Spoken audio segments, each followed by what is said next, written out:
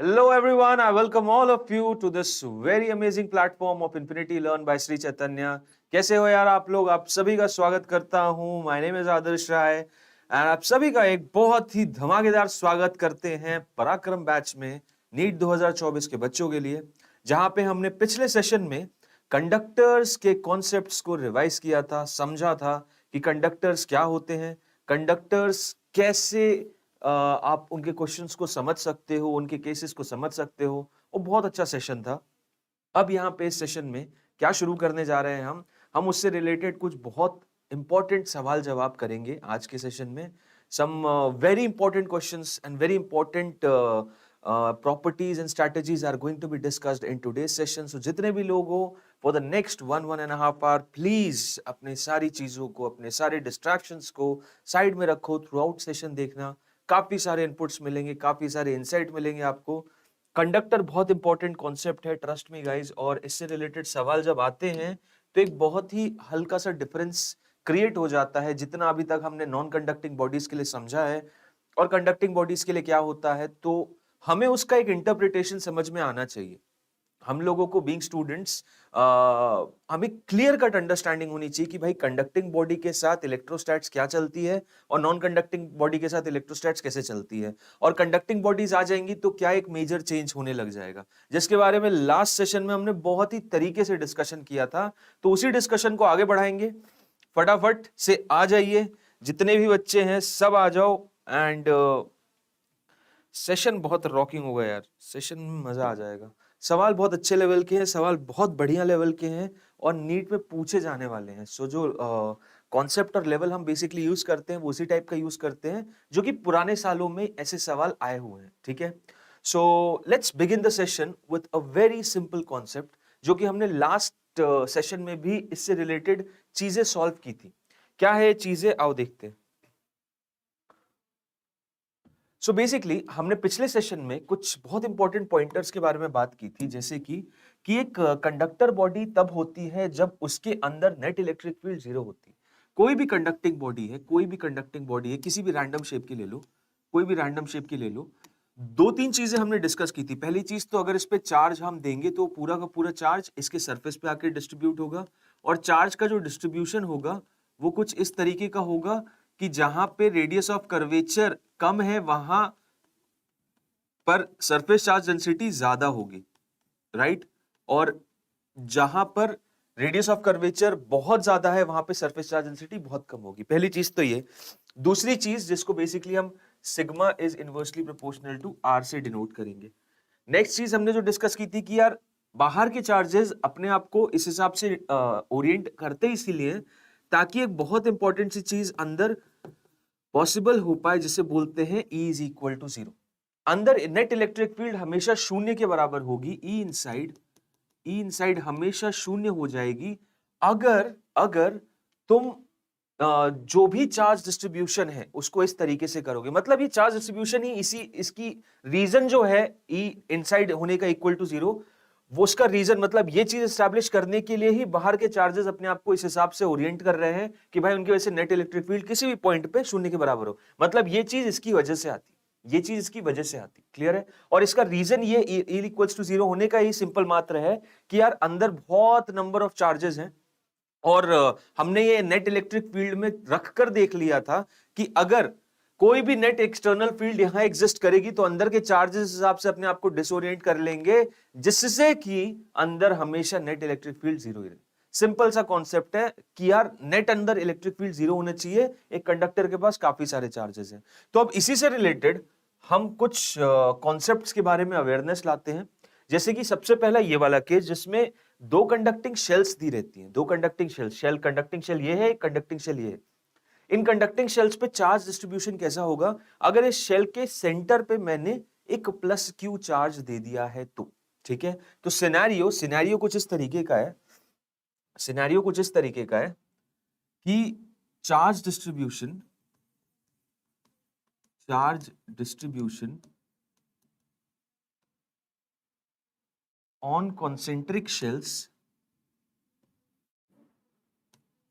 on concentric shells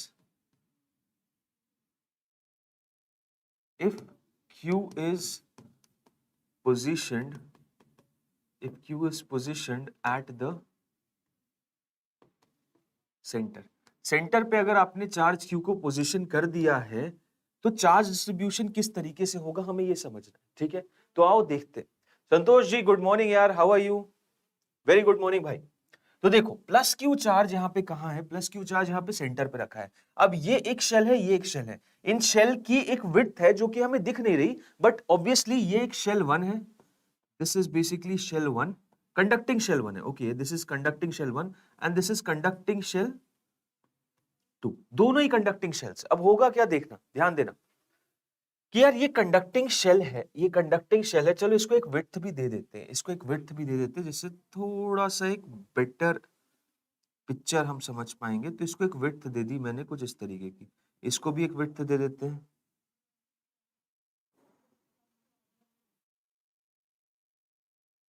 ये इसको भी विड्थ दे दी मैंने, दोनों को विड्थ दे दी। अब देखो होगा क्या कि ये प्लस क्यू यहाँ पे है तो यहाँ पे एक नेगेटिव क्यू चार्ज डिस्ट्रीब्यूट हो जाएगा। अब ये नेगेटिव क्यू चार्ज इस कॉन्सेंट्रिक शेल के इनर साइड पे आ गया। ये जो कॉन्सेंट्रिक शेल तुम्हें फर्स्ट शेल दिख रही है, इसका जो अंदर वाला पोर्शन है और ये बाहर वाला पोर्शन है, ये इसका कौन सा है, this is basically the inner portion, this is basically the inner portion of first shell and this is basically the outer portion, ये आउटर पोर्शन है किसका, फर्स्ट शेल का। क्लियर है, ये फर्स्ट शेल का आउटर पोर्शन है, first shell का inner portion. तो फर्स्ट शेल के इनर पोर्शन में एक माइनस क्यू चार्ज आ जाएगा और इस माइनस क्यू चार्ज का ओरिएंटेशन इस हिसाब से होगा कि इसका सेंटर ऑफ चार्ज यहां पे रहे। इसका सोल मात्र रीजन इतना ही है कि भैया प्लस क्यू की वजह से बाहर ऐसे इलेक्ट्रिक फील्ड जा रही थी तो ये ऐसे यहां पे जाएगी तो यहां पे एक इलेक्ट्रिक फील्ड जनरेट हो जाएगी। देखो जरा ध्यान दो क्या हो रहा है, इस प्लस क्यू की वजह से यहां पे ऐसे इलेक्ट्रिक फील्ड बन रही है। अब बन रही है तो यहां पे यार इलेक्ट्रिक फील्ड तो जीरो नहीं होगी, यहां पे तो कुछ आ जाएगी। तो एक कंडक्टर बोलेगा भाई एक काम करो माइनस क्यू तुम चुपचाप इधर आ जाओ मेरे इनर साइड पे, जिससे कि इसकी वजह से जो प्लस क्यू हो रहा था अब तुम क्योंकि मेरे इनर साइड पे तुम्हारा सेंटर ऑफ चार्ज यहां मान लूंगा और तुम्हारी वजह से यहां पे इलेक्ट्रिक फील्ड कहां होगी, अंदर की तरफ। नेगेटिव की वजह से इलेक्ट्रिक फील्ड कहां होगी भाई, यहां पे होगी। तो ओवरऑल यहां पे नेट इलेक्ट्रिक फील्ड जीरो हो गई क्या, हाँ जी सर हो गई। तो यही तो करवाना है, यही तो करवाना है। एक कंडक्टर के अंदर इलेक्ट्रिक फील्ड कभी भी शून्य से ज्यादा नहीं होनी चाहिए, यही एस्टैब्लिश करवाना है। तो इस प्लस क्यू की वजह से जो इलेक्ट्रिक फील्ड बाहर की तरफ होगी, इस माइनस क्यू की वजह से यहां पे जो इलेक्ट्रिक फील्ड अंदर की होगी वो कैंसिल आउट कर देंगे। अल्टीमेटली इस पॉइंट पे, इन सारे पॉइंट्स पे जो कंडक्टर के अंदर दिख रहे हैं तुमको, वहां पे नेट इलेक्ट्रिक फील्ड जीरो हो जाएगी। तो इससे क्या हुआ, इस चीज को एस्टैब्लिश करने के लिए क्या हुआ है, हुआ ये है कि भैया आपने ये जो प्लस क्यू यहां रखा उसकी वजह से एक नेगेटिव क्यू चार्ज यहां पे इंड्यूस हो गया। नेगेटिव क्यू चार्ज शेल 1 के इनर सरफेस पे इंड्यूस हो जाएगा तो क्या होगा, negative Q induced on inner side of shell 1। First shell के इनर साइड में नेगेटिव क्यू चार्ज इंड्यूस हो जाएगा। अच्छा ये तो सर एक कंडक्टिंग बॉडी थी और न्यूट्रल बॉडी थी, इसमें तो कोई चार्ज था ही नहीं, प्लस क्यू यहां रखा था, इसके ऊपर तो कोई भी चार्ज नहीं था। तो आप अगर नेगेटिव क्यू को अंदर बुला रहे हो, अगर आप नेगेटिव क्यू को अंदर बुला रहे हो तो सेम प्लस क्यू बाहर भी तो जाएगा ना, बिल्कुल जाएगा यार, बिल्कुल जाएगा। Plus Q will get induced on the outer side of shell 1। और ये क्यों होगा, ये क्यों होगा, इसका रीजन क्या है, because shell 1 was electrically neutral भाइयों, इट was इलेक्ट्रिकली न्यूट्रल था ना वो। और अगर न्यूट्रल था तो जितना अगर माइनस क्यू इधर मंगाया है तो प्लस क्यू बाहर भी तो भेज देते हैं सर, आओ प्लस क्यू बाहर भेजते हैं। पहले तो ये थोड़ी सी इधर उधर की चीजों को रब करते हैं, ठीक है। तो ये हमने इधर कर दिया, ठीक है। अब यहाँ पे अंदर की तरफ ये हुआ है तो बाहर की तरफ प्लस क्यू चार्ज जाएगा, ये देखो गया, ये देखो गया, ये प्लस क्यू गया।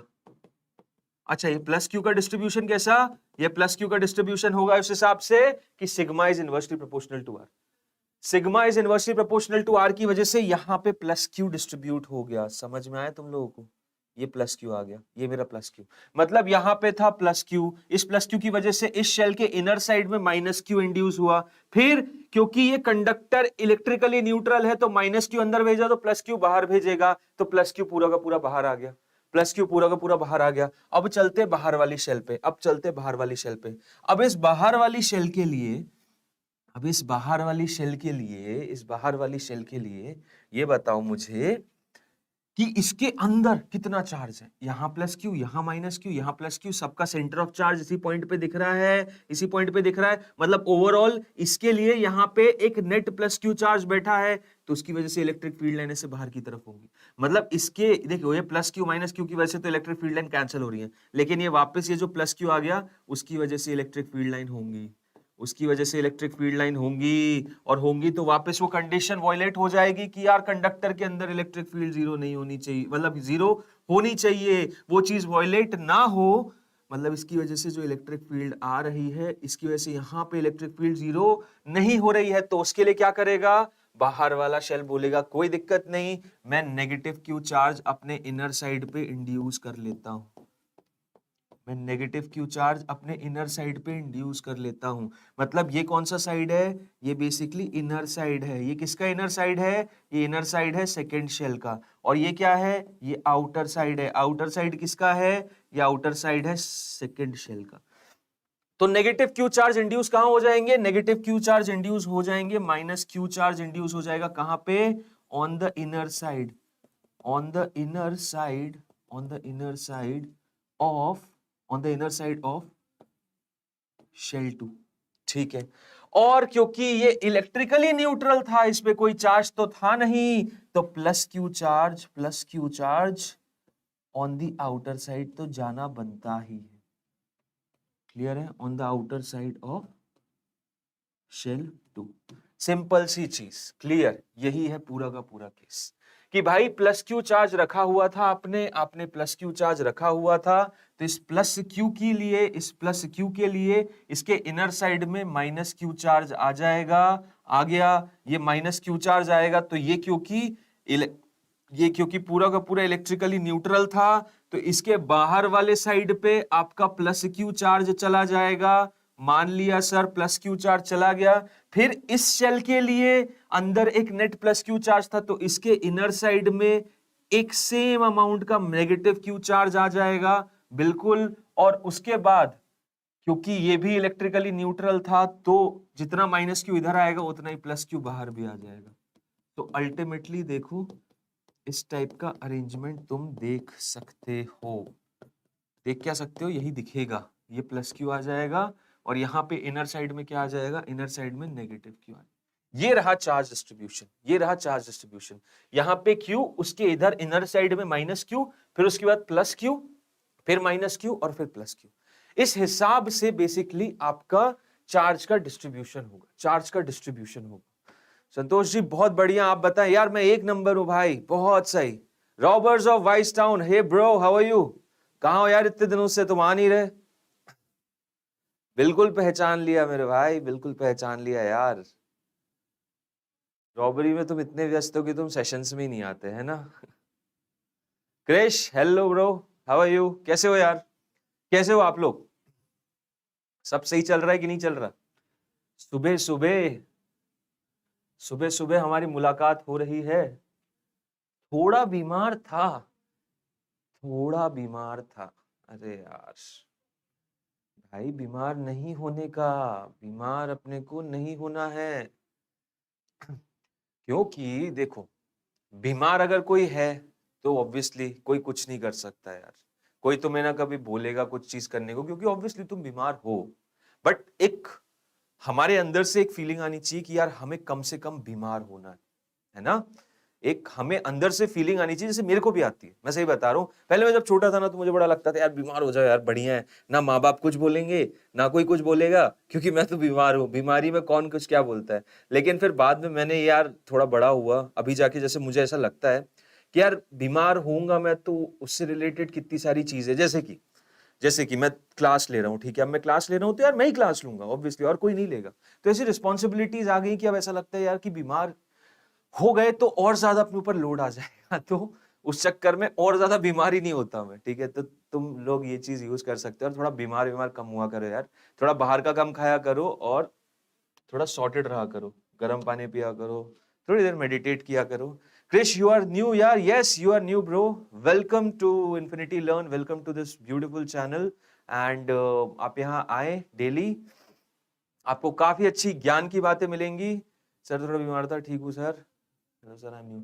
Krishna Sharma ji, yes welcome, you also welcome यार, welcome all of you. So right, yes सही समझे तुम, बिल्कुल, है ना। मैं बहुत बढ़िया हूँ भाई, Roberts of Vice town, I am extremely good.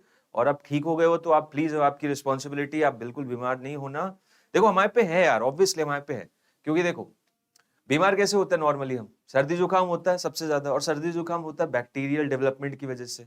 और बैक्टीरियल डेवलपमेंट होता है नॉर्मली जब हम ठंडा गर्म कर लेते हैं या बाहर का कुछ खा लेते हैं।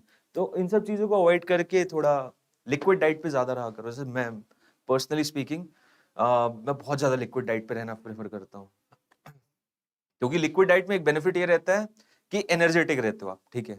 आपका पेट बढ़िया फिल रहता है और आप एनर्जेटिक भी रहते हो, ठीक है। तो आओ यार, सभी लोगों का स्वागत है आज के सेशन में। अब देखो एक बहुत इंपॉर्टेंट सा कॉन्सेप्ट यहाँ मैंने तुम लोगों को बताया है कि कॉन्सेंट्रिक शेल्स में चार्ज का डिस्ट्रीब्यूशन किस हिसाब से होता है ना।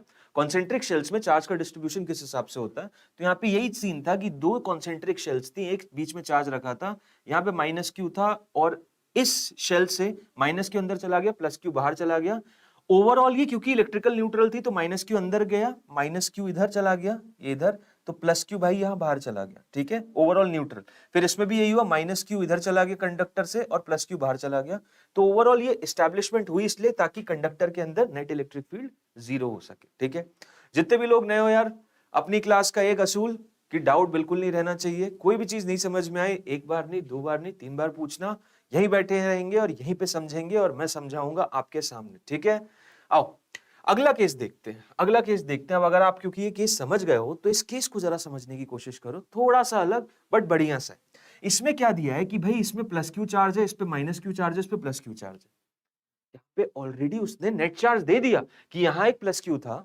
पिछला वाला केस देखो, पिछला वाला केस पता है क्या था? पिछला वाला केस बस ये था, ये और ये, यहाँ प्लस क्यू दे दिया और बाकी दो शेल्स एज इट इज छोड़ दी, बस ये बोल दिया कंडक्टिंग शेल्स है। यहाँ पे कंडक्टिंग शेल्स हैं, इसमें प्लस क्यू दिया, इसको माइनस क्यू दिया, इसको प्लस क्यू दिया। अब पूछ रहे चार्ज डिस्ट्रीब्यूशन बताओ, अब पूछ रहे हैं भाई चार्ज डिस्ट्रीब्यूशन बताओ, पूछ रहे हैं चार्ज डिस्ट्रीब्यूशन बताओ।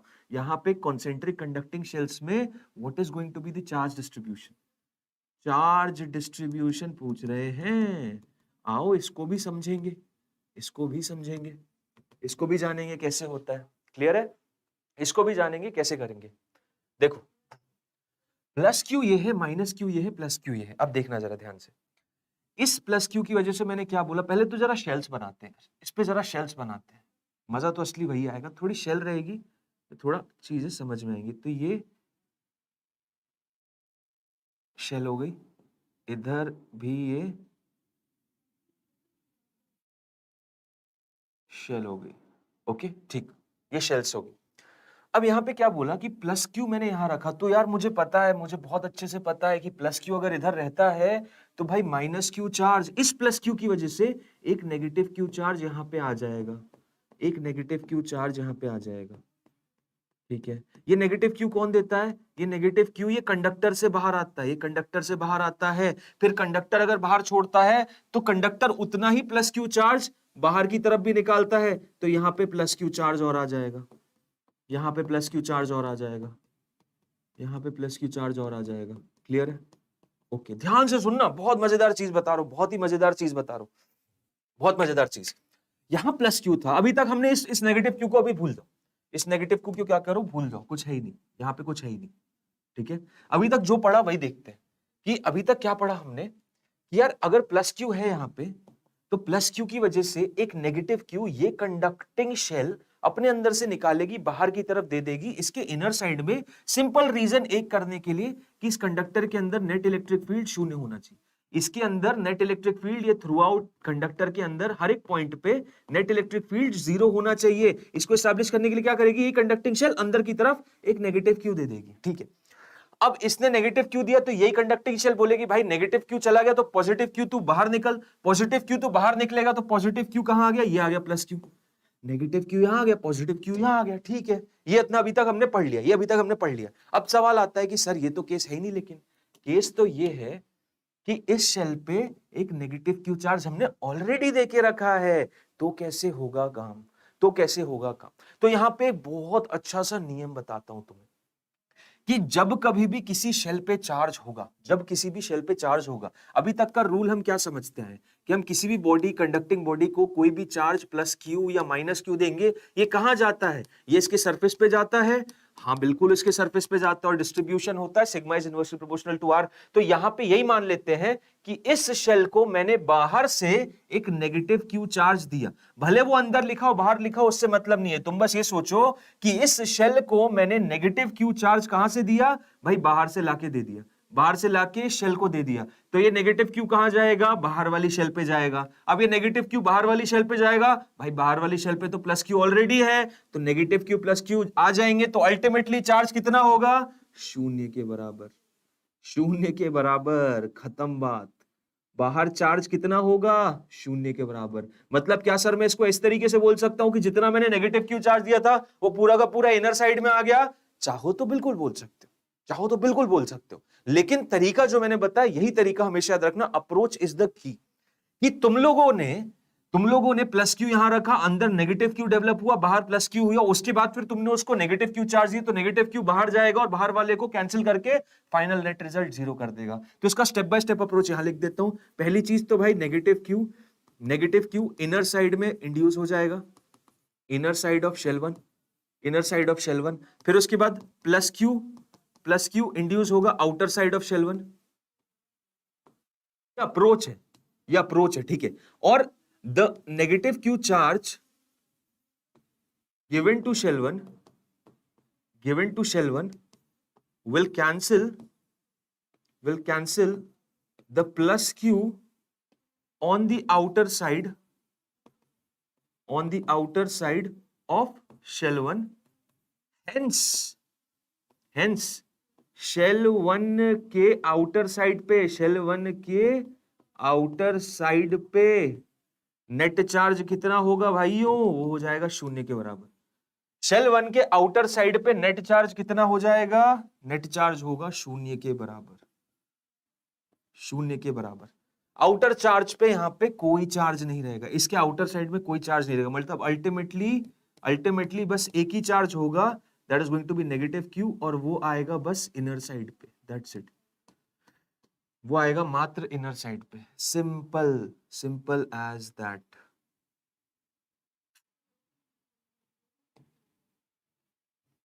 क्लियर? अब देखो, अब मैंने इनर शेल का तो बता दिया, ठीक है। इनर शेल के अंदर वाले साइड पे पूरा का पूरा नेगेटिव क्यू चार्ज आ जाएगा, इनर शेल के अंदर वाले साइड पे पूरा का पूरा नेगेटिव क्यू चार्ज आ जाएगा। अब क्या होगा, अब ये वाला शेल देखेगा, ये वाला शेल देखेगा, बोलेगा यार मेरे अंदर कितना नेट चार्ज है, मेरे अंदर कितना नेट चार्ज, जरा बताओ मेरे अंदर कितना नेगेटिव चार्ज है, सोचो जरा। तो बात होगी भाई कि कितना नेगेटिव चार्ज है, यहाँ पे प्लस क्यू है, यहाँ पे नेगेटिव क्यू इंड्यूस हो गया है, तो आपके अंदर भैया इन शेल के अंदर तो कोई नेट चार्ज है ही नहीं। अब अगर इसके अंदर कोई नेट चार्ज है ही नहीं, तो यहां से कोई चार्ज है ही नहीं, नेट रिजल्ट जीरो है, मतलब यहाँ पे कोई इलेक्ट्रिक फील्ड ऐसे बाहर या अंदर की तरफ आती हुई तो है ही नहीं, कोई इलेक्ट्रिक फील्ड ना बाहर जा रही होगी ना अंदर जा रही होगी, और ऐसा कुछ नहीं है, तो इसके इनर साइड पे कोई भी चार्ज होने की कोई आवश्यकता नहीं है। मतलब कि यहां आउटर शेल पे अगर चार्ज जीरो के बराबर है, यहां आउटर शेल पे चार्ज अगर जीरो के बराबर है, यहां पे अगर Q जीरो है, तो इसके इनर साइड में भी Q जीरो रहेगा, क्योंकि अल्टीमेट गेम तो वही खेलना है ना यार, कि इधर भी इलेक्ट्रिक फील्ड नेट जीरो ही होनी चाहिए, इधर भी नेट इलेक्ट्रिक फील्ड इसके अंदर भी जीरो होगी, तभी पूरा का पूरा पूरी चीजें हो रही है उसी के लिए, पूरी की पूरी चीजें उसी के लिए हो रही है। Vinay Pratap ji good morning bro, how are you, क्या हाल है? तो इधर भी नेट इलेक्ट्रिक फील्ड जीरो, इधर भी नेट इलेक्ट्रिक फील्ड जीरो, दोनों जगह नेट इलेक्ट्रिक फील्ड शून्य ही होनी चाहिए, शून्य होगी, अगर शून्य होगी तभी पूरी की पूरी चीजें होंगी। कंडक्टर है, शून्य के बिना केस बन ही नहीं सकता, हर जगह बस शून्य होगी। तो यहां पे अगर नेट चार्ज जीरो है, तो इसके इनर साइड में भी जो चार्ज रहेगा वो शून्य ही रहेगा। तो अगला चीज यहां पे एज इट इज क्या लिख सकता हूं, इसी के आगे अप्रोच प्लीज समझना यार, अप्रोच ही मेन है, अगर अप्रोच खींच गए ना तुम लोग तो तुम लोग कंडक्टर से रिलेटेड चार्ज डिस्ट्रीब्यूशन क्वेश्चन हमेशा कर लोगे। तो भाई जो Q will be equal to 0 on the inner side, on the inner side of shell 2, simple, clear है, because Q is equal to 0 on the outer side of shell 1। Simple सी चीज, यहां पे जितना चार्ज होगा उसको इक्वल करने के लिए यहां पे होगा, सिंपल सी चीज है, क्योंकि इसके अंदर का बैलेंस आउट तो हो जाएगा, क्योंकि इसके अंदर मतलब शेल्स में बेसिकली देखो जितनी भी शेल्स तुम बनाओगे यार, जितनी भी शेल्स तुम बनाओ 1 2 3 4, भैया यहाँ पे जो इसके इनर साइड में शेल का चार्ज होगा ना Q, वो इसके बराबर ही होगा। यहाँ Q1 होगा तो यहाँ नेगेटिव Q1 होगा, फिर यहाँ नेगेटिव Q2 होगा तो यहाँ पे पॉजिटिव Q2 होगा, यहाँ पे अगर नेगेटिव Q3 होगा तो यहाँ पे नेगेटिव Q3 हो जाएगा। मतलब बेसिकली जो शेल्स है, शेल्स का ये वाला भाग और ये वाला भाग इनमें इक्वल एंड ऑपोजिट रहेगा, ये वाला भाग इनमें इक्वल एंड ऑपोजिट रहेगा, ये वाला भाग इनमें इक्वल एंड ऑपोजिट रहेगा, और रहना ही पड़ेगा, क्योंकि अगर नहीं रहता इक्वल एंड ऑपोजिट तो शेल्स के अंदर नेट इलेक्ट्रिक फील्ड हो जाती है, जो कि पूरा का पूरा केस वायलेट हो जाता है। तो वो सिचुएशन नहीं होगी, वो सिचुएशन कतई नहीं होगी। मतलब यहाँ पे बेसिकली हम यहाँ पे एक ये एनालॉजी या एक ट्रिक को समझ सकते हैं क्या, कि भैया इनर साइड में, इसके इनर साइड में और इसके आउटर साइड में चार्ज हमेशा बराबर होने चाहिए, हाँ, और यहीं से हम धीरे धीरे कैपेसिटेंस की तरफ भी बढ़ रहे हैं, कैपेसिटर की तरफ भी बढ़ रहे हैं, ठीक है। धीरे धीरे यहीं से कहानियां पैरेलल कंडक्टिंग प्लेट्स पे जाएंगी और वहां से सीधे कंडक्टर पे जाएंगी। तो मामला वैसे ही कुछ है, इसके जस्ट बाद वही बताने वाला हूं। सो क्यू नेट अंदर कितना हो जाएगा, क्यू नेट यहाँ पे 0, तो यहाँ पे भी बाहर की तरफ 0। अब इस कंडक्टर से कोई चार्ज यहां तो बुलाया नहीं गया, तो बाहर भी कोई नहीं जाएगा, ठीक है, लेकिन तुमने एक एक्स्ट्रा प्लस क्यू तो इसको देके रखा था, इसको एक्स्ट्रा प्लस क्यू देके रखा था, तो ठीक है, कोई दिक्कत नहीं, पूरा का पूरा जो प्लस क्यू चार्ज है वो ऐसे सरफेस पे डिस्ट्रीब्यूट हो जाएगा। क्लियर कट बात, वो सरफेस पे ऐसे डिस्ट्रीब्यूट हो जाएगा। ये रहा हिसाब, समझ में आया, क्लियर है। तो जो प्लस क्यू चार्ज है वो कहां डिस्ट्रीब्यूट हो जाएगा, प्लस क्यू चार्ज डिस्ट्रीब्यूट हो जाएगा, plus Q on the outer side, plus Q on the outer side of shell 2। तो सिंपल सी चीज दोबारा बताता हूं, ये शेल थी, ये दूसरी शेल थी, ये चार्ज क्यू था, ये शेल थी, ये दूसरी शेल थी, और ये चार्ज क्यू था, ठीक, ये क्यू। इसकी वजह से चार्ज डिस्ट्रीब्यूशन हुआ भाई, इस क्यू की वजह से यहां नेगेटिव क्यू आया, यहां पे 0 रहा, यहां पे 0 रहा, और यहां पे प्लस क्यू आया। सिंपल सी चीज, क्लियर कट बात, क्लियर कट बात, और कुछ भी नहीं। यहां पे पूरा नेगेटिव क्यू चार्ज डिस्ट्रीब्यूट हुआ, इसके आउटर साइड पे कुछ नहीं हुआ, उसके आउटर साइड पे कुछ नहीं हुआ, और इसके आउटर साइड पे प्लस क्यू हुआ, और सिचुएशन इस हिसाब से मैनेज हो गई कि भैया किसी भी कंडक्टिंग शेल के अंदर नेट इलेक्ट्रिक फील्ड 0 नहीं, नेट इलेक्ट्रिक फील्ड नहीं आ रही, नेट इलेक्ट्रिक फील्ड आ ही नहीं रही। सिंपल एज दैट, क्लियर है। तो ये अप्रोच होती है कॉन्सेंट्रिक कंडक्टिंग शेल्स में चार्ज डिस्ट्रीब्यूशन को समझने की। चार्ज डिस्ट्रीब्यूशन को समझने की जो अप्रोच होती है वो इसी तरीके से होती है कि भाई चार्ज इसी वजह से डिस्ट्रीब्यूट होंगे कि नेट इलेक्ट्रिक फील्ड हमेशा शून्य रहेगी, और कुछ नहीं, बस यही कॉन्सेप्ट आपको हमेशा दिमाग में रखना है। अब इसी तर्ज पे हम चलते हैं और कंडक्टिंग प्लेट्स का कॉन्सेप्ट भी समझते हैं। देखो, पैरेलल कंडक्टिंग प्लेट्स का कॉन्सेप्ट भी समझते हैं, ठीक है, क्योंकि यहां से आगे कैपेसिटर जाएगा। हालांकि इसके बाद बेसिकली कैपेसिटर नहीं जाऊंगा, 2-4 क्वेश्चन और most important question of conductors कर रहे हैं हम, तो इसीलिए इसको जानना जरूरी है। अब देखो, पैरेलल कंडक्टिंग प्लेट्स में भी सेम सिनेरियो कुछ इसी तरीके का होता है कि मान लेते हैं ये पैरेलल कंडक्टिंग प्लेट्स है, प्लेट्स मतलब ये तुम्हें आगे का पोर्शन दिख रहा है, हालांकि ये कुछ इस तरीके का है, ऐसी है ये प्लेट्स,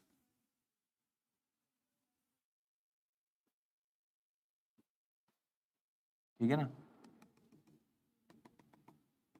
कुछ इस तरीके की प्लेट्स है। लेकिन तुम कहां से देख रहे हो, तुम भाई बस यहां से देख रहे हो, तुम यहां से देख रहे हो, तुम्हें पट्टी दिख रही है और वही पट्टी बनाई हुई है, लेकिन हालांकि प्लेट कैसी, कुछ इस तरीके की। अब ये क्या है, ये कंडक्टिंग प्लेट्स है, ये क्या है, कंडक्टिंग प्लेट्स है। अब कंडक्टिंग प्लेट्स को अगर तुम चार्ज क्यू दोगे, क्योंकि कंडक्टर है, चार्ज क्यू दिया, तो पूरा का पूरा चार्ज कहां जाएगा, पूरा का पूरा चार्ज भाई इसके आउटर और इनर सरफेस में, मतलब एक ये वाला सरफेस और एक ये वाला सरफेस, एक इधर वाला और एक पीछे वाला, इन्हीं दो पे चार्ज डिस्ट्रीब्यूशन रहेगा, इन्हीं दो पे चार्ज डिस्ट्रीब्यूशन रहेगा। मतलब प्लस क्यू दिया है तो प्लस क्यू बाई 2 इधर जाएगा और प्लस क्यू बाई 2 इधर जाएगा। अगर ये सिंगल आइसोलेटेड प्लेट रखी हुई है तो, अगर ये सिंगल आइसोलेटेड प्लेट रखी हुई है तो प्लस क्यू चार्ज दिया तो प्लस क्यू बाई 2 उधर जाएगा, प्लस क्यू बाई 2 आगे आएगा, दोनों प्लेट्स पे, दोनों सरफेसेस पे आएगा। समझ रहे हो, मतलब अगर मैं ये केस मानूं, ये रहा केस, ये प्लेट है तो उसके इस सरफेस पे जितना चार्ज उतना ही इस सरफेस पे, दोनों सरफेस पे सेम चार्ज आने वाला, दोनों सरफेस पे सेम चार्ज आएगा। अब आओ देखते हैं कि यहां पे किस हिसाब से, तो सिंगल आइसोलेटेड प्लेट की बात कर लिया आपने, ये सिंगल आइसोलेटेड प्लेट हो गई।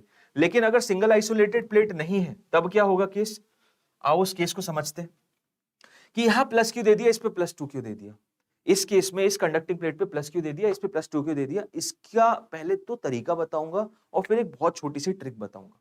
पहले तरीका बताऊंगा और फिर बहुत छोटी सी ट्रिक बताऊंगा। अब देखो तरीका बेसिकली ये होता है कि मान लो इसमें तुम ये तो नहीं बोल सकते क्यू बाई टू इधर आ जाएगा, क्योंकि वो क्यू बाई टू आधा आधा बढ़ता है, इसलिए ताकि इसके अंदर नेट इलेक्ट्रिक फील्ड जीरो करवा सके। ये बटने का रीजन अपने मन से नहीं है, रीजन बस इतना है कि अंदर कंडक्टर की इलेक्ट्रिक फील्ड जीरो हो सके। तो वही चीज यहां पे भी होगी, यहां पे भी इलेक्ट्रिक फील्ड जीरो होनी चाहिए, और इसके बाजू में लिखा है तो यहां पे भी इलेक्ट्रिक फील्ड जीरो होनी चाहिए। आओ देखते हैं, तो यहां पे मान लेते हैं भाई प्लस Q1 चार्ज आ गया, यहां पे मान लेते हैं कि प्लस Q1 चार्ज यहां आ गया। अब यहां प्लस Q1 आ गया तो Q में से Q1 इधर चला गया, तो बचेगा कितना भाई, Q माइनस Q1 चार्ज इधर चला गया, Q माइनस Q1 चार्ज इधर चला गया। ओके, अब देखो जरा ध्यान से देखो, बहुत इंपॉर्टेंट सी बात बताने वाला हूं, मजा आ जाएगा। इस चीज को कभी मत भूलना कि यहां पे अगर प्लस Q चार्ज है, यहां पे मान लेते हैं प्लस Q चार्ज है, ठीक है, तो यहां पे कितना चार्ज होना चाहिए, यहां पे अगर प्लस Q चार्ज है तो यहां पे कितना चार्ज होना चाहिए। भैया देखो सिंपल सी चीज ऐसी है कि यहां पे जो भी चार्ज होगा, यहां पे जो भी चार्ज होगा वो, चलो ठीक है एक काम करते, सुनो मेरी बात, जहां पे वैसे जो भी चार्ज होता है उसका नेगेटिव हो जाता है, यहाँ पे जो भी चार्ज होता है उसका नेगेटिव होता है, उसका सोल मात्र रीजन ये होता है कि इसके अंदर इलेक्ट्रिक फील्ड शून्य तभी होगी जब यहाँ पे इसका जो पॉजिटिव चार्ज है उसका जस्ट नेगेटिव होना चाहिए, ठीक है, इसका जो पॉजिटिव उसका नेगेटिव होना चाहिए। या तो आप इस अप्रोच से कर सकते हो, अदरवाइज आप यहाँ पे एक और Q2 लो और फिर ये 2Q माइनस Q2 लो और फिर जाके दो इक्वेशन बनाओ, इधर और इधर इलेक्ट्रिक फील्ड जीरो होनी चाहिए और Q1 और Q2 निकालो। तो हम उसी अप्रोच से करेंगे, हम उसी अप्रोच से करेंगे। आप एक काम करो, यहां पर मान लो यहां पे और प्लस Q2 चार्ज आ गया, यहां पे प्लस Q2 चार्ज आ गया, और यहां पे कितना चार्ज बचा है, यहां पे चार्ज बचा आपका 2Q माइनस Q2। सिंपल सी चीज, सर हर जगह पॉजिटिव चार्ज बनेगा, नहीं ऐसा मैं मान रहा हूं, ऐसा मैं अज्यूम कर रहा हूं। अब पहली इक्वेशन कैसे बनेगी, पहली इक्वेशन बनेगी यहां पे इलेक्ट्रिक फील्ड जीरो करवाऊंगा और दूसरी इक्वेशन यहां पे कराऊंगा। यहां पे इलेक्ट्रिक फील्ड जीरो होगी तो यहां पे जितने भी चार्ज डिस्ट्रीब्यूशन दिख रहे हैं ना, चार दिख रहे हैं, 1 2 3 4, इन चारों की वजह से यहां पे इलेक्ट्रिक फील्ड पता की जाएगी। तो इसकी वजह से, इसकी वजह से, इसकी वजह से, इसकी वजह से, सबकी वजह से यहां पे इलेक्ट्रिक फील्ड और इनेट इक्वल टू जीरो करोगे। दूसरी इक्वेशन बनेगी यहां पे, इसमें भी चारों की वजह से इलेक्ट्रिक फील्ड पता करेंगे। अच्छा, चारों की इलेक्ट्रिक फील्ड कितनी हो जाती है, तो इलेक्ट्रिक फील्ड एक पैरेलल प्लेट कॉम्बिनेशन पे नियर बाय रीजन पे होती है sigma by epsilon naught. Clear है, Q enclosed upon epsilon naught होती है, तो यहां पे कितनी हो जाएगी सिग्मा बाय एप्सिलॉन नॉट, और बल्कि सिग्मा बाय 2 एप्सिलॉन नॉट किसी भी एक एंड पॉइंट पे, सिग्मा बाय 2 एप्सिलॉन नॉट। याद करो एक पैरेलल प्लेट होती थी, एक पैरेलल प्लेट याद है, पैरेलल नॉन कंडक्टिंग प्लेट में, तो उसमें इधर और इधर इलेक्ट्रिक फील्ड कितनी हो जाती थी, यहाँ पे जो नियर बाय रीजन में होती थी सिग्मा बाय 2 एप्सिलॉन नॉट, वही होगी यहाँ पे सिग्मा बाय 2 एप्सिलॉन। सिंपल सी चीज, यहाँ पे वही होगी सिग्मा बाय 2, मतलब हर एक चार्ज डिस्ट्रीब्यूशन की वजह से जो इलेक्ट्रिक फील्ड आएगी वो सिग्मा बाय 2 एप्सिलॉन नॉट आएगी। उस तरीके से मुझे करना पड़ेगा। तो ये तो एक लंबा प्रोसीजर है सर, और इस लंबे प्रोसीजर को एक शॉर्टकट ट्रिक से बताता हूं। ट्रिक बताता हूं, अब ट्रिक देखो, ट्रिक बड़ी सिंपल सी है, ट्रिक बहुत ही सिंपल सी है। ट्रिक क्या है, सुनो ध्यान से, ट्रिक क्या है, सुनो ध्यान से, ट्रिक क्या है सुनो।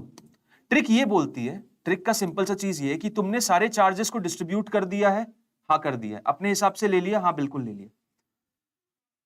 अब देखो ये मत करो, ये मत करो, चार्जेस को अपने हिसाब से मत लो, चार्जेस को कुछ एक तरीके से लो। क्या तरीका है बताता हूं, सबको हटाओ। सबसे पहले तो किसी भी एक सरफेस पे कोई चार्ज मानो, यहां मान लिया, यहां पे मैंने मान लिया एक चार्ज है कितना प्लस Q1, यहां मान लिया मैंने प्लस Q1 है, यहां प्लस Q1 है तो इधर कितना हो जाएगा भाई, इधर Q में से Q1 इधर चला गया है तो बचेगा Q माइनस Q1, तो यहाँ पे Q माइनस Q1 होगा, यहाँ पे Q माइनस Q1 होगा, ठीक है। अब अगर ये Q माइनस Q1 होगा तो इसका जस्ट नेगेटिव यहाँ पे होगा, तो यहाँ पे कितना चार्ज हो जाएगा, negative of Q minus Q1। यहाँ पॉजिटिव था तो यहाँ पे उसका जस्ट नेगेटिव हो जाएगा, तो negative of Q minus Q1, ठीक है। अब इस 2Q में से Q minus Q1 charge, negative of Q minus Q1 charge इधर चला गया, तो इधर कितना रहेगा, सोचो जरा, इस 2Q में से ये चार्ज इधर आ चुका है तो इधर कितना होगा यही बताना है। क्लियर है? इस 2q में से ये वाला charge negative of q minus q1 इधर इनर साइड में आ गया तो आउटर साइड में कितना चार्ज होगा? तो सिंपल सी चीज है सर, पहले पहले कितना था 2q, बाद में भी कितना रहना चाहिए 2q, क्योंकि ये चार्ज ये प्लेट को किसी वायर से तो अटैच किया नहीं है, तो टोटल चार्ज तो सेम ही रहेगा। तो पहले 2q था, बाद में भी 2q रहेगा, मतलब 2q plus q of q minus 1, तो यहाँ पे आ जाएगा 3q माइनस q1। तुम लोग बोलोगे ये कैसे आ गया? अरे सिंपल सी चीज है यार, इन दोनों क्वांटिटी को ऐड कर दो, इन दोनों क्वांटिटी को ऐड करो, देखो आंसर 2q आएगा। इसको और इसको ऐड कर दो, देखो आंसर 2q आएगा। 3q minus q1 plus negative of q minus q1, देखो कितना आंसर आ रहा है। ये माइनस q1 और ये negative negative positive, 3q minus q 2q, 2q ये, हाँ जी बिल्कुल है। सिंपल सी चीज, क्या करना, तरीका क्या है, अप्रोच बताता हूं। एक प्लेट सरफेस के एक साइड पे एक चार्ज मानो q1, फिर उस हिसाब से चार्ज डिस्ट्रीब्यूट करो, और इस आखिरी प्लेट, जितनी भी प्लेट्स रखी है उसकी आखिरी प्लेट पे चार्ज कैलकुलेट कर दो, और बाद में जाके इस प्लेट का चार्ज और इस प्लेट का चार्ज बराबर कर देना। दोनों प्लेट्स का चार्ज बराबर कर देना, आंसर आ जाएगा। मतलब दोनों प्लेट्स का अगर चार्ज बराबर होगा तो बेसिकली आपका एस्टैब्लिशमेंट हो जाएगी। तो फाइनल स्टेप क्या है? फाइनल स्टेप, स्टेप 1 क्या है? ये ट्रिक है basically, this is basically the trick to solve questions like this. Step 1 क्या है? स्टेप 1 है भाई, charge, assume charge on one surface, on one outer surface, on one outer surface of the last plate। ठीक है, मतलब किसी भी last plate के सबसे आउटर मोस्ट सरफेस पे assume charge on the outer surface, assume charge on the outer surface of the last plate।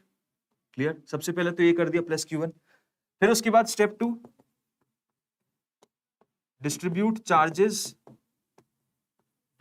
Charges following charge conservation.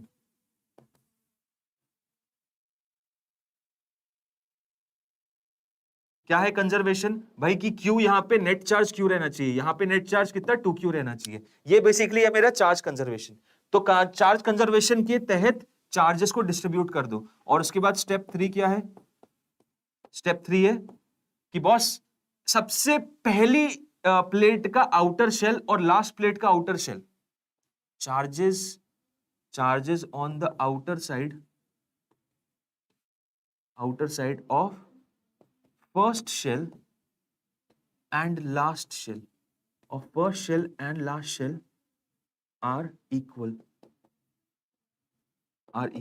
Clear cut बात, simple सी चीज। ठीक है, तो यहां से देखो मस्त तरीके से आंसर आ गया। फर्स्ट शेल का आउटर साइड ये रहा, लास्ट शेल का आउटर साइड ये रहा, मतलब Q1 की वैल्यू 3Q माइनस Q1 के बराबर है। सिंपल सी चीज, तो यहां से Q1 2Q1 is equal to 3Q आ गया, तो फाइनली Q1 की वैल्यू आ गई 3Q/2। ठीक है, तो यहां से देखो चार्ज डिस्ट्रीब्यूशन समझ आ गया। ये पहली प्लेट थी, ये दूसरी प्लेट थी, तो यहाँ पे कितना आ जाएगा? यहाँ पे आएगा 3Q/2, यहाँ पे आ गया 3Q/2। इस पे टोटल चार्ज कितना था? इस पे टोटल चार्ज तो सर प्लस Q था, तो 3Q/2 इधर आ गया, यहाँ पे कितना रहेगा? यहाँ पे हो जाएगा -Q/2। आपको कैसे पता -Q/2 होगा? अरे -Q/2 इसलिए होगा क्योंकि 3Q/2 -Q/2 किसके बराबर होगा? वो Q के बराबर, प्लस Q के बराबर। ठीक, फिर उसके बाद यहाँ -Q/2, तो यहाँ कितना होगा? यहाँ +Q/2। आंख बंद करके, सिंपल सी चीज, आंख बंद करके यहाँ +Q/2, जितना इधर होगा उतना इधर होगा। और ये 2Q था ना, इस 2Q में से Q/2 इधर आ गया, तो यहाँ कितना आएगा? यहाँ पे आ जाएगा 3Q/2। और यहाँ तो वैसे देखने की जरूरत ही नहीं थी, क्योंकि इतना जहां इतना होगा उतना इतना यहाँ भी होगा, 3Q/2। अब इस चार्ज डिस्ट्रीब्यूशन के अकॉर्डिंग तुम किसी भी इस पॉइंट पे देख लो, इस पॉइंट पे देख लो, नेट इलेक्ट्रिक फील्ड 0 ही रहती है। क्लियर है? समझ आया भाई सबको? एवरीवन, जितने भी लोग हो, विनय, Roberts, Chris, Sharma ji, clear है कि नहीं? सिंपल अप्रोच, और इसी को यूज करते हुए आपको एक सवाल भी करना है। ठीक है, तो ये कॉन्सेप्ट समझ आया कि नहीं? दोबारा बता देता हूं, स्टेप 1, स्टेप 2, स्टेप 3। स्टेप 1 ये है, स्टेप 1 सिंपल ये बोलता है कि भाई चार्जेस तुम रीडिस्ट्रीब्यूट करो, एक पे Q1 ले लो, किसी पे भी एक X चार्ज ले लो, और उस हिसाब से चार्ज कंजर्वेशन के तहत चार्जेस को रीडिस्ट्रीब्यूट कर दो। ठीक है, एक जगह Q1 चार्ज ले लो और चार्ज डिस्ट्रीब्यूशन के तहत चार्जेस को रीडिस्ट्रीब्यूट कर दो। और उसके बाद नेक्स्ट चीज क्या करना है तुम्हें, ये जो फर्स्ट शेल का आउटर साइड है और लास्ट शेल का आउटर साइड है, उस पे जो चार्ज रहेगा नेट वो जीरो के बराबर, वो सेम रहेगा। सेम होना ही पड़ेगा, क्योंकि सेम नहीं होगा तो अंदर इलेक्ट्रिक फील्ड जीरो नहीं होगी, मतलब हमारा पूरा का पूरा जो केस है वो एस्टैब्लिश नहीं हो पाएगा। तो ये दोनों चार्जेस बराबर होने चाहिए, Q1 should be equal to 3Q minus Q1। उसको किया तो Q1 की वैल्यू आ जाएगी 3Q/2। खत्म बात। Q1 की वैल्यू आ गई 3Q/2। अब Q1 की वैल्यू आ गई तो भाई Q1 आ गया तो तुम इंडिविजुअली हर साइड पे चार्ज बता सकते हो। Q1 आ गया तो हर साइड पे चार्ज तुम बता सकते हो। सिंपल सिंपल एकदम मजेदार सा कॉन्सेप्ट। अब आओ इससे रिलेटेड सवाल देखते हैं, सवाल देखते हैं, ट्राई करने की कोशिश करो, देखो आंसर आ रहा है क्या।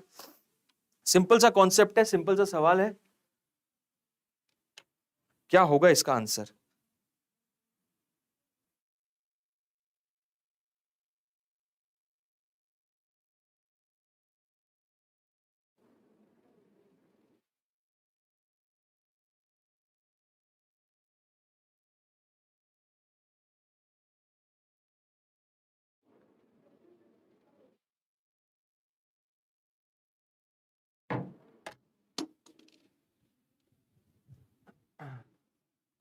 सर 2Q1 3Q कैसे आता, 2Q1 3Q कैसे आता, ये बोल रहा है बेटा। 2Q1 3Q कैसे आता है, देखना यार, ये Q1 इधर ले जाओगे तो Q1 plus Q1 2Q1 is equal to 3Q। Simple, तो Q1 की वैल्यू 3Q/2। और वो कैसे आया, वो सिंपल सी चीज यही आया कि इधर पे ये स्टेप 3 जो बोल रहा है, स्टेप 3, तीनों स्टेप्स को देखो ध्यान से समझो, स्टेप 1 को, स्टेप 2 को और स्टेप 3 को, तीनों ही स्टेप्स को एकदम ध्यान से देखो कि स्टेप 1 था बेसिकली यहाँ पे चार्ज Q1 माना, उसके हिसाब से यहाँ पे चार्ज कितना हो जाएगा Q माइनस Q1, क्योंकि इस पे जो नेट चार्ज है वो Q ही रहना चाहिए। तो इन दोनों को जोड़ के देख लो, plus Q1 plus Q minus Q1, Q1 Q1 cancel, यहाँ पे Q आ रहा है। जो नेट चार्ज रहना चाहिए वो 2Q रहना चाहिए। मतलब हमें फिर हर एक सरफेस पे चार्ज डिस्ट्रीब्यूट कैसे करना है, चार्ज कंजर्वेशन को यूज करके, कि टोटल चार्ज उस बॉडी पे सेम रहना चाहिए। और उसके बाद फिर स्टेप 3 की लास्ट शेल के आउटर सरफेसेस पे जो चार्ज रहेगा वो हमेशा बराबर रहेगा। ठीक है, आओ इस सवाल को देखते हैं, आओ इस सवाल को देखते हैं।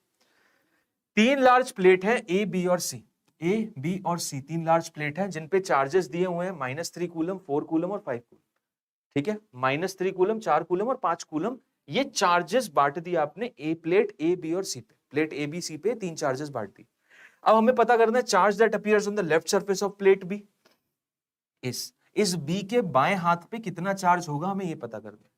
तो अप्रोच वही, अप्रोच सेम, उसी तरीके से सॉल्व करेंगे सारे चार्जेस को। अब देखो क्या करना है आपको, करना क्या है आपको, यहाँ पे ट्रिक बेसिकली ये हो जाती है। अब इसी में ट्रिक बेसिकली ये है कि यार जितने भी तुमने चार्जेस लिए ना, देखो इसमें भी एक ट्रिक है इसमें भी एक ट्रिक है, ट्रिक ये है, अब देखो ध्यान से, इसी सवाल को देखते हैं, इसी सवाल को दोबारा देखो एवरीवन, इसी सवाल को दोबारा देखो कि मेरा जो Q था और ये 2Q था, इन दोनों को जोड़ दूं अगर मैं, इन दोनों को अगर जोड़ दूं तो Q प्लस 2Q कितना हो जाएगा 3Q, और उसको आधा कर दूं, इन दोनों को जोड़ दूं और उसको आधा कर दूं, इन दोनों को जोड़ दूं और आधा कर दूं, तो कितना हो जाएगा 3Q/2 हो जाएगा। क्या यहां पे चार्ज 3Q/2 है, हाँ बिल्कुल। क्या यहां पे चार्ज 3Q/2 है, हाँ बिल्कुल। तो अब जो ट्रिक है उसमें लास्ट स्टेप बेसिकली यही आ जाएगी कि अज्यूम द चार्ज, जो बेसिकली मैंने बोला ना, जो अजम्पशन वाला चार्ज बोला है, अज्यूम चार्ज वाला, ये जो चीज बोली अज्यूम चार्ज, वो बेसिकली अज्यूम चार्ज नहीं है, उसमें तुम ये चीज ऐड कर सकते हो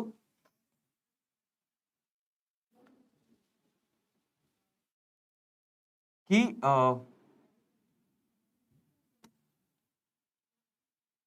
देखो क्या इसमें कर सकते हैं हम स्टेप 1 में,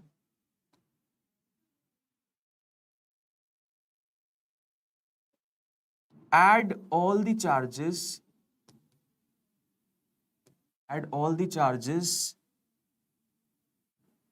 on the plates and divide by 2.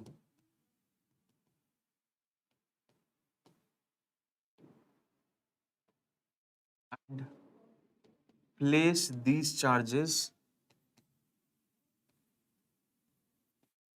on the outer surfaces, on the outer surface of last plate and first plate.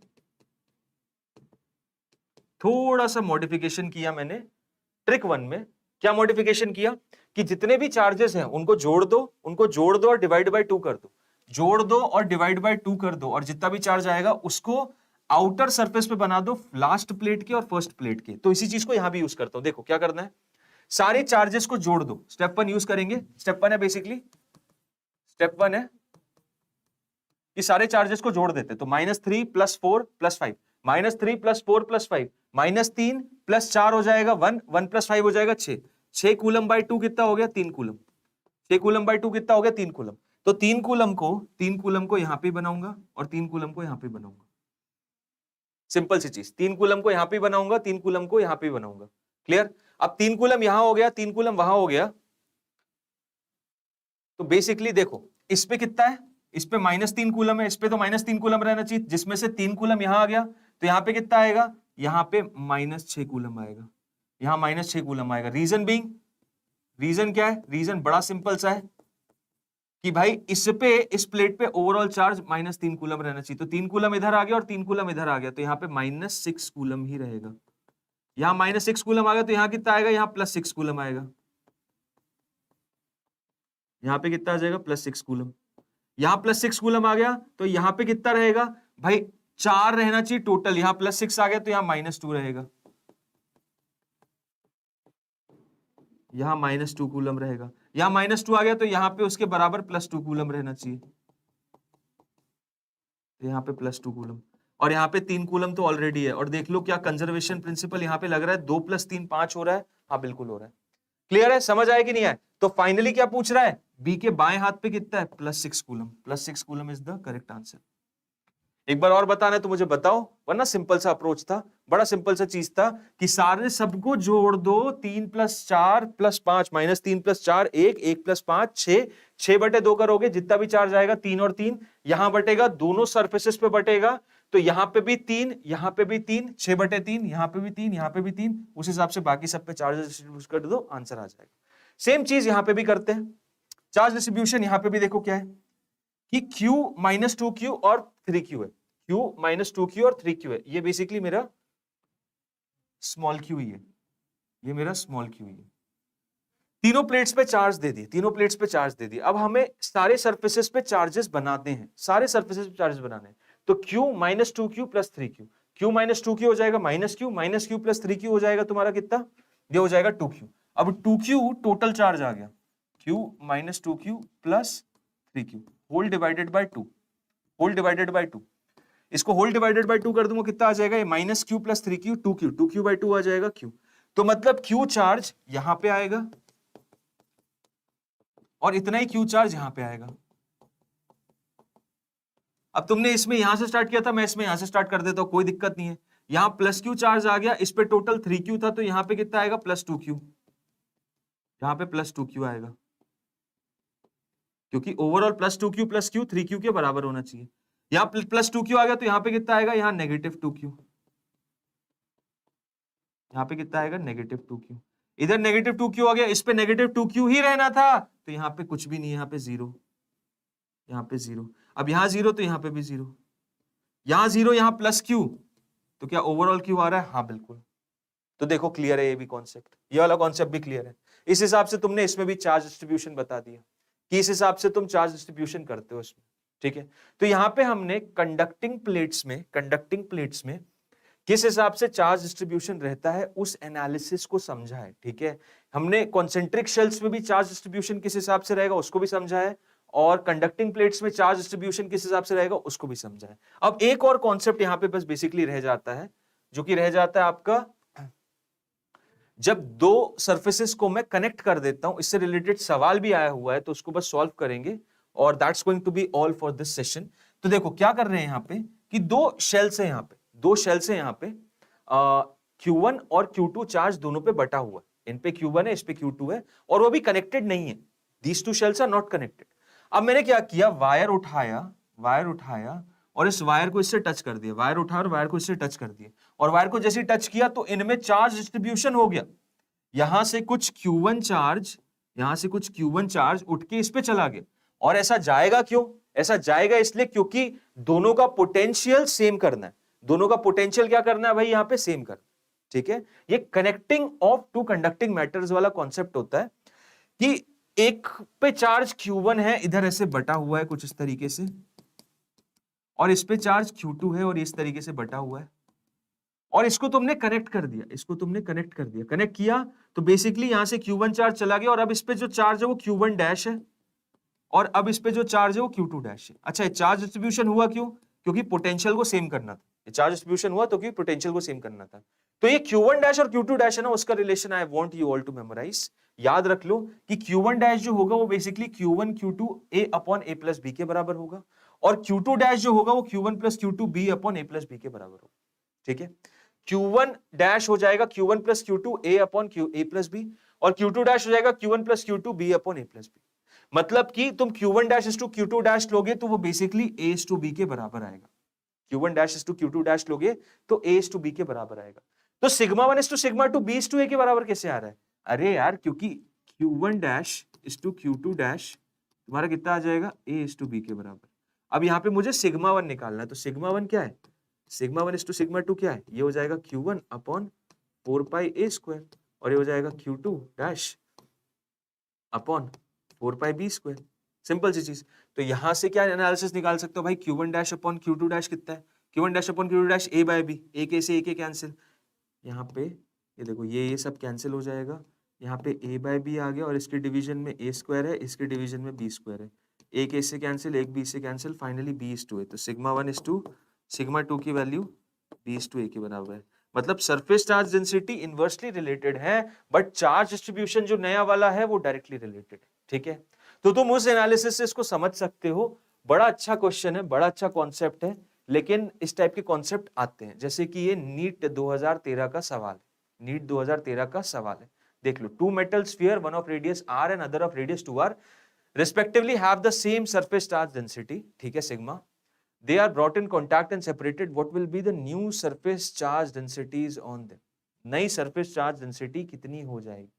इस अप्रोच से तुम बड़ी आसानी से आंसर निकाल सकते हो कि सिग्मा 1 इज टू सिग्मा 2 किसके बराबर होगा? सिग्मा 1 इज टू सिग्मा 2 होना चाहिए तुम्हारा B इज टू A के बराबर, right? B is to A मतलब 2 इज टू 1। किस में हो रहा है केस एस्टैब्लिश? किस में हो रहा है ये केस एस्टैब्लिश? आपका ये केस एस्टैब्लिश हो रहा है मात्र ऑप्शन नंबर डी में, मात्र ऑप्शन नंबर डी में। सिग्मा 1 इज टू सिग्मा 2, देखो मात्र ऑप्शन नंबर डी में। इतना बड़ा क्वेश्चन है ये इतना बड़ा सवाल है जो कि तुम उंगलियों से सॉल्व कर सकते हो कि सिग्मा 1 इज टू सिग्मा 2 कितना हो जाएगा? 5/6 sigma is to 5/3 sigma, sorry sigma 1 is to sigma 2 ना, उल्टा है। यहाँ पे 3, यहाँ पे 6, फाइनल आंसर कितना आ गया? 2।